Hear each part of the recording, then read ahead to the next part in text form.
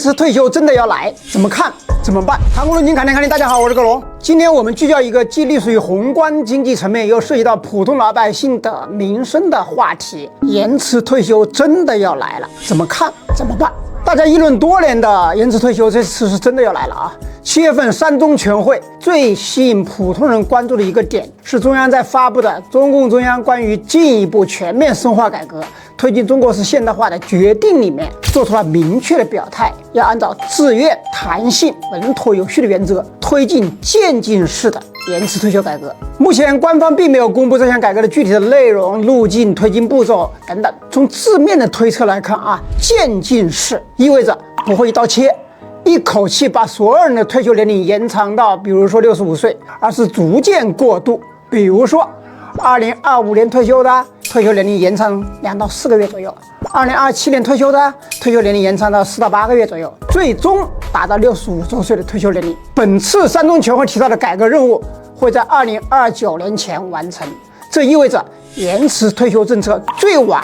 会在2029年实施，快的话也就这2-3年，大家都将面对延迟退休。如果这个推测是靠谱的，那就意味着延迟退休对1970年之前出生的人影响不大，部分70后女性还能够在60岁之前退休，而80后、90后就得多干7、8年乃至10年才能去领取养老金。90后呢，这大概率都需要到65岁之后才能退休。首先我要强调的一点是，从宏观经济层面来讲，延迟退休是大势所趋。早在上个世纪90年代起，世界上面就刮起来一股延迟退休的风潮。从1993年开始，有14个国家已经或者计划提高男性的退休年龄，有18个国家针对女性退休年龄做出了计划或者做出调整，并且延迟退休并不是局限在像西班牙呀、意大利呀、英国啊、法国等等这些发达国家里面，也涵盖了发展中国家。从国际社会的对比来看，我们国家是世界上法定退休年龄最低的国家之一，实施延迟退休政策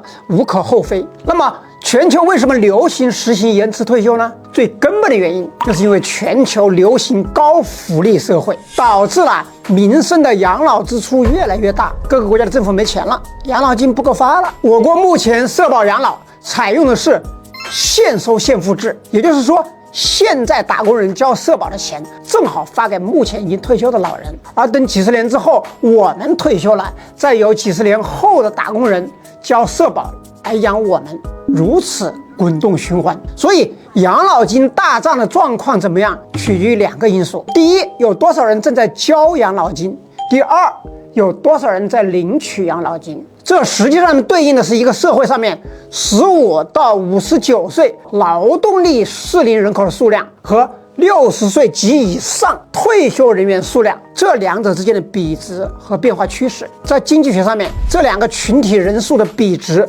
叫老年人口抚养比。它的经济学含义是什么呢？是多少个劳动力来负担一个退休老人。如果这个比值不断的下滑，那就意味着状况在恶化，意味着领养老金的人越来越多，而交养老金的人越来越少，其结果就是养老金大账上面的钱会越来越少，养老金缺口会越来越大。这个大致的意思就是一个家庭青壮劳动力干活的越来越少了，用农村的话说，吃闲饭的不干活的越来越多了。我们最新的60岁以上老人的人数是2.96亿，在我们总人口的占比是21%，已经是妥妥的老龄化社会。那么我国的老年人口抚养比情况是什么样的呢？大家看看格隆汇研究院做的这个2张数据图就知道了啊。第一张图，根据历年出生人口的推算，从2022年开始到2036年，我们国家将开启长达15年的大退休潮，每年会有都超过2000万以上的老人退休。这批人对应的是什么？对应的是1962年到1975年新中国最大的那一波生育大潮，那14年一共出生了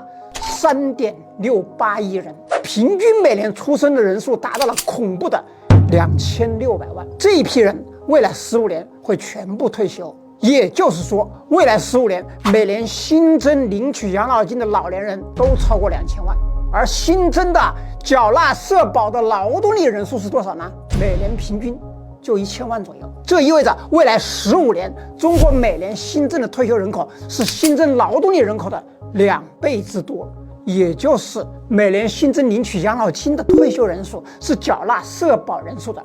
2倍以上。这个大致的意思就是，一个家庭青壮劳动力干活的越来越少了，用农村的话说，吃闲饭的不干活的越来越多了。这会导致一个什么结果呢？结果就是下面的第2张图，老年人口抚养比会迅速抬升，到2036年，我们的老年人抚养比这个数值会窜升到35%，也就是2.85个劳动力养1个老人。而在3年之前的2020年，我们养1个老人还有5个劳动力。那么这个退休大潮结束之后，这个老年人的抚养比是不是就改观了呢？很遗憾，不是的。抚养比要改观，需要新生儿源源不断的增加，以增加新的劳动力供给。问题是我们的总和生育率只有1.07，我们新生儿去年已经跌破1000万，只有902万，未来大概率还有可能下降。如果我们假设维持目前的生育率不变，维持老人的平均寿命78岁，这个老年人的抚养比数值还会一直上升到2040年41.1%。意味着什么？意味着到了那个时候，只有2.4个劳动力去供养1个老人。很明显，中国缴纳养老金的人数越来越少，而领取养老金的人数会越来越多，这会导致一个必然的结果：养老金结存会越来越少，缺口会越来越大，直到有一天可能耗尽。2019年，中国社科院世界社保研究中心发布了一篇研究报告，名字叫《中国养老金精算报告2019至2050》。结论是什么呢？结论是到2027年，养老金的累计结余会达到一个峰值，之后每一年开始入不敷出，不断减少。到2035年，城镇职工的基本养老保险金累计结余就会全部耗尽，这意味着届时或将没有养老金可以领。所以从政府层面未雨绸缪，对社保养老金开源节流双管齐下就是必然。延迟退休，一方面可以继续增加每个人5年乃至更多的年份的缴费，社保基金的资金会大大的增加；另一方面呢，延后了5到10年的这个兑付养老金，也会大大减轻了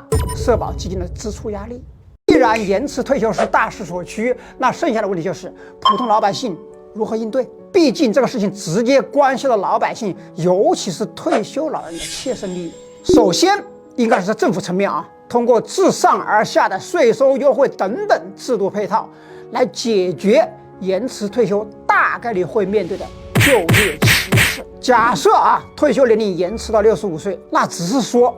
到了65岁可以领取退休金，但并不代表着我们就能够安安稳稳的工作到65岁。哪怕在当下35岁就是个坎儿，35岁中年职场危机就比比皆是。职场的年龄歧视是一个客观存在的现实。如果在能领取养老金前因为年龄歧视而失业了，那么延迟退休对于个人来讲就意味着或将面临更长的失业空档期，养老金交的更多，领的更少，这对个人和家庭的资产负债表是会造成确定的冲击的。况且仅仅依靠养老金并不足以维持普通人的晚年生活。在经济学里面有一个专有名词叫养老金替代率，也就是劳动者退休时候领的养老金的领取水平和退休之前工资收入水平之间的一个比值。这个比值是衡量职工退休前后生活保障水平差异的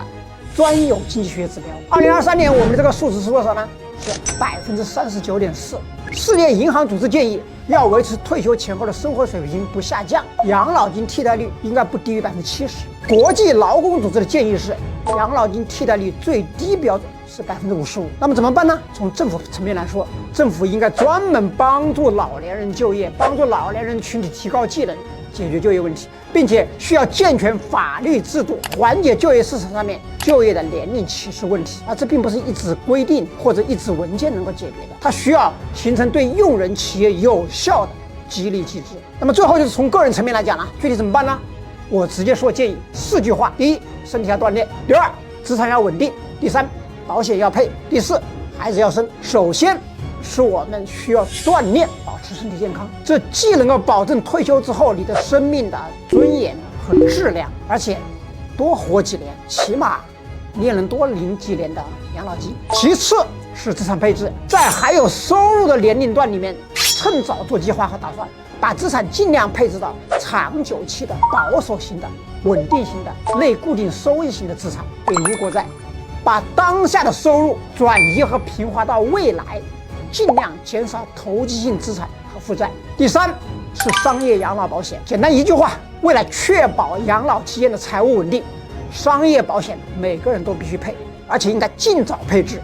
如果你只是单纯的依靠公共养老金，你很有可能会老无所依。最后是关于生不生孩子这个话题啊，我知道现在很多人都不愿意生孩子，这个话题争议非常大。在当下和未来，格隆都无法从经济的角度去缜密的来论证